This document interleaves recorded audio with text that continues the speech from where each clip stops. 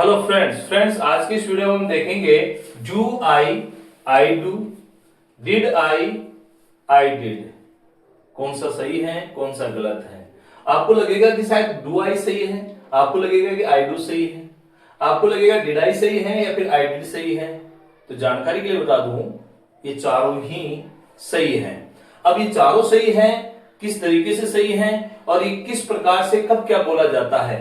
Friends आपने एक topic पढ़ा है टेक क्वेश्चन। क्या पढ़ा है? Take question.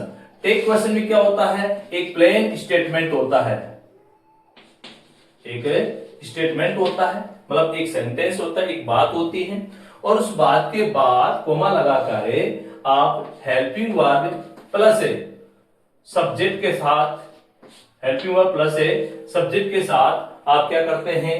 एक टेक क्वेश्चन बनाने का काम करते हैं। ये क्यों किया जाता है? ये इसलिए किया जाता है कि आपने जो कोई स्टेटमेंट बोला उस स्टेटमेंट के अप्रूवल के लिए कि मैंने बोला है वो सही बोला है या गलत बोला है। तो उसके लिए क्या होता है कि एक्चुअल में नियम ये है कि स्टेटमेंट आपका पॉजिटिव है, स्टेटमेंट आपका पॉजिटिव है तो आपका टेक क्वेश्चन होगा नेगेटिव। कैसा होगा? नेगेटिव। अगर ये नेगेटिव है तो आपका टेक क्वेश्चन हो जाएगा पॉजिटिव। ये इसका एक नियम है, सीधा सा एक फंडा है। इसको बनाने के लिए helping verb plus subjective case का प्रयोग किया जाता है। तो सबसे पहले हम बात करते हैं डू आई।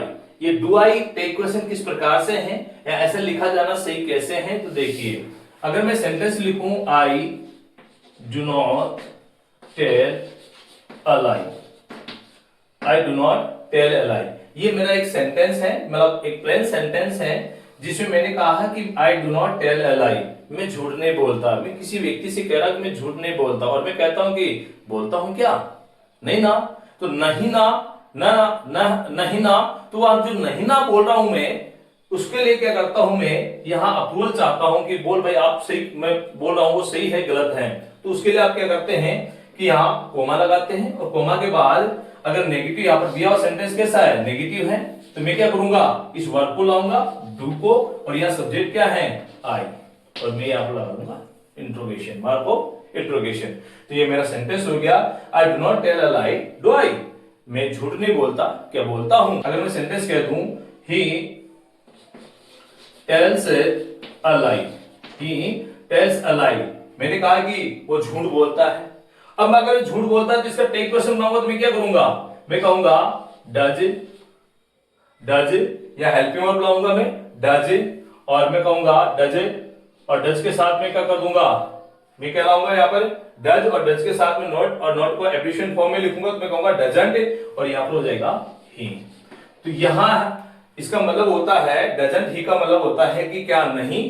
तो कह रहा है कि ही टेल्स अ लाई, वो झूठ बोलता है, नहीं बोलता, तो इसका मतलब हो गया नहीं बोलता, इस प्रकार से।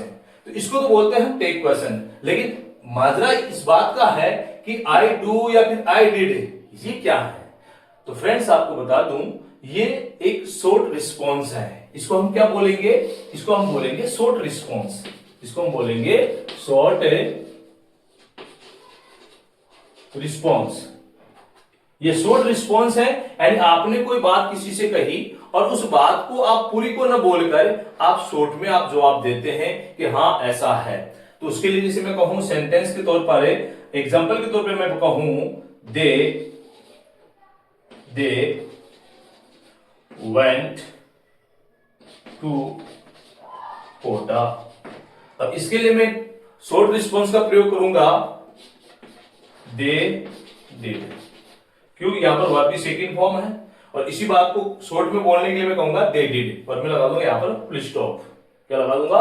Full stop. ही डज, तो यहां पर he does, I do, I did, he did, they did, ये सब प्रकार की जो हम बोलते हैं ये अपने आप में क्या है?